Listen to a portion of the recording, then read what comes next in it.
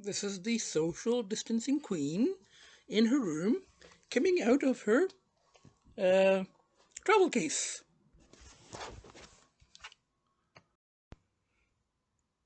Social distancing queen on her bed again.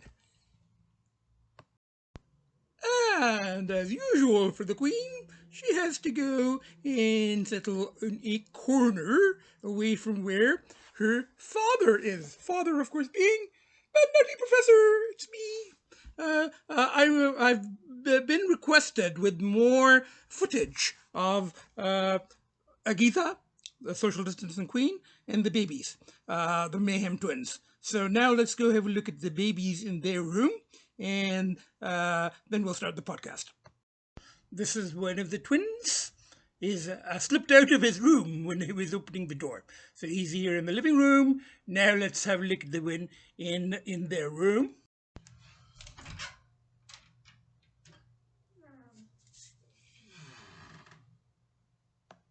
It appears that the social distancing queen has been teaching tricks to her baby brothers. One is under the bed, which is very rare for the twins. The door is open. They can go out and do mayhem in the rest of the condo.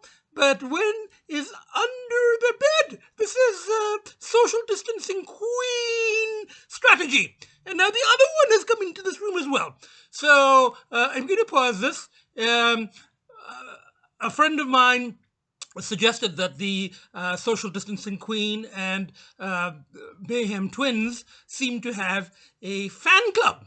I think it's a fan club of one, but that's still more fans than the Nutty Professor has. So this has been the footage for those who are fans of the Nutty Professor kids.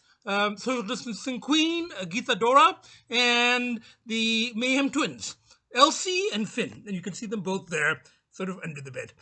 Of course, the Mayhem Twins get the master bedroom. It's a 2-bedroom condo. The Mayhem Twins get the master bedroom. This is their room. And the second bedroom is the social distancing queen's, Geetha's room. The Nutty Professor gets the sofa in the living room, but I do spend sleep shifts, half the night in the Queen's room, half the night in the Twins' room. So, technically my spot is the sofa, but I am allowed to spend time in their rooms with them at night. Okay, let's start the actual podcast. With a wriggly child. So I'm going to pick up one of the children, one of the twins, and we'll start the podcast. Okay, I'm going to pick up one of the twins. You're sitting here. Now, this is the wriggle section of the podcast. We seem to start the podcast with a wriggly child. Yes, you've got something very important to do. You've got somewhere to go. You've got things to do. You can't stay in podcast, so go wriggle. Hello, everybody. It's me. It's the Nutty Professor. I'm back! And now, I spent a little bit more time on the initial segment with the kids, the twins, and the queen, because as I said, I have had some requests. People seem to want to see the kids rather than be the Nutty Professor. So I showed you Geetha, who is now in her room with her door shut, because if the two sets of the family, they rarely interact. If she's in her room, she wants her door shut, and if she comes out, then they have to go into their room. But as I said, it's no real hardship. They get the master bedroom, and they were actually hiding under the bed, which they have never done before. I think they knew that there was going to be a podcast taping, but that's a trick of the queen. She's been teaching them so I get social distance. Now, I want to do just a quick update here, and we're going to do several parts. So this is going to be part 2 of the 14 months clear. Now, it's just over 14 months clear. The previous podcast was just before 14 months clear. So this is part 2 of Nutty Professor's 14 months clear, and I went a couple of updates here.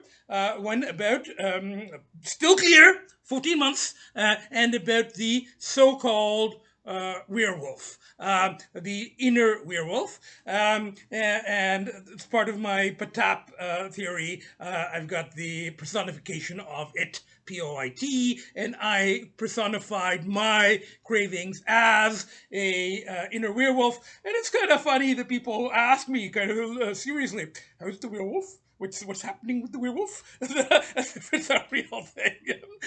And metaphorically, the werewolf is in chains for now. I do have a picture that I showed you before, given to me by relatives, of a werewolf in chains.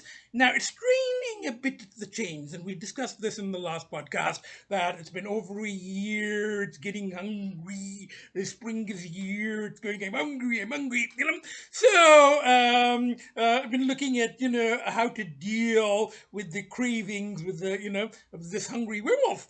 And inadvertently, I ended up feeding it real food because a couple of days ago, as things are opening up here, and one of my favorite restaurants that has all you can eat Thai and Japanese food, and it's one of those ones, not a buffet.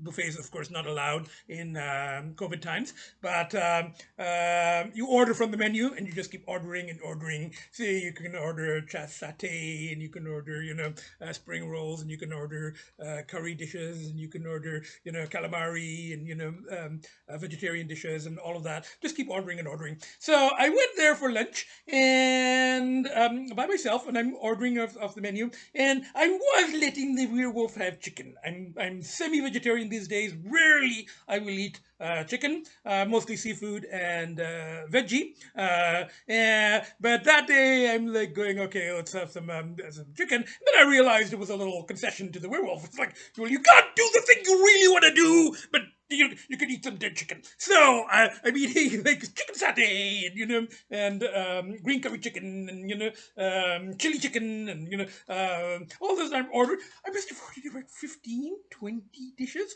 Now the only thing with those places is you have to finish what you order, otherwise they charge you for it. But I finished it. I ate and I ate and I ate and I gorged myself. And I was exchanging texts with a friend, and the shelter coordinator person, and she goes, "Well, is the werewolf satisfied now?" And I go, "It's not exactly what he wanted, but it was excess." And werewolves like excess. So even though it wasn't the excess that he really wants, it was excess, and I was gorged to the point that I almost threw up, and I'm like going, and I walk out of there, and I barely fit in the mini, I barely fit in it, and I drove home, and I'm like going, okay, the werewolf was somewhat satisfied, So, I have learned that you can stuff it, at times, and the werewolf is like going, not what I want, but it's better than the fry pan. Okay, so that's one thing I wanted to tell you, and then the other, I have had requests for more cat stories. And I showed you a little bit of my own cats at the start. But there's another cat story I thought of from my volunteering days. Over a year ago, when I first started volunteering the cat shelter, when I was only a month or 2 months clear at the time, and before I got the twins. And at first, I was hesitating about whether to adopt myself. I had a Gita, and I know that a Gita is not the friendliest of cats, so I wasn't sure what to do about all of that. And then I decided that I'll help out at the shelter, I'll do driving for them, and I may foster. And I was going back and forth of whether to foster or not to foster. And I was driving other people's, foster cats to the vet for checkups and to their adoptive homes and so on.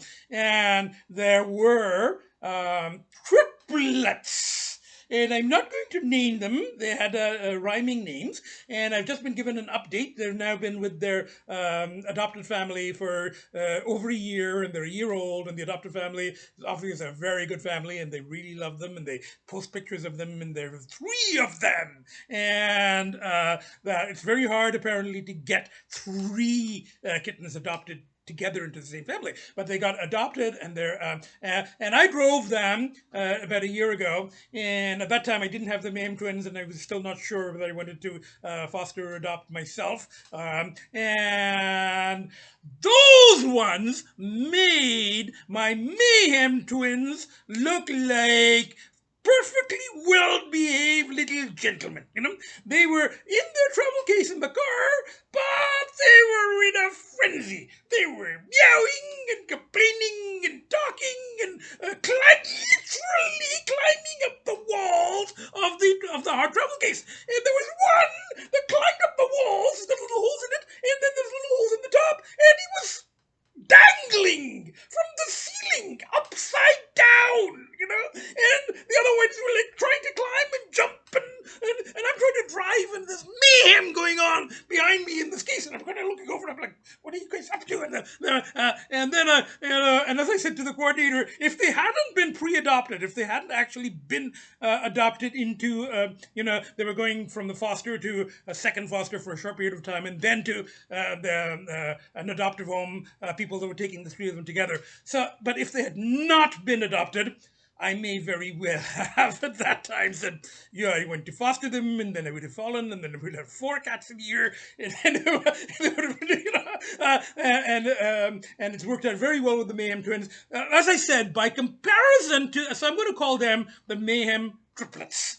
And they've been, their names have been changed from their foster names, which were rhyming, to their permanent names. But I'm not going to identify them in any way, except to say they were very sweet cats.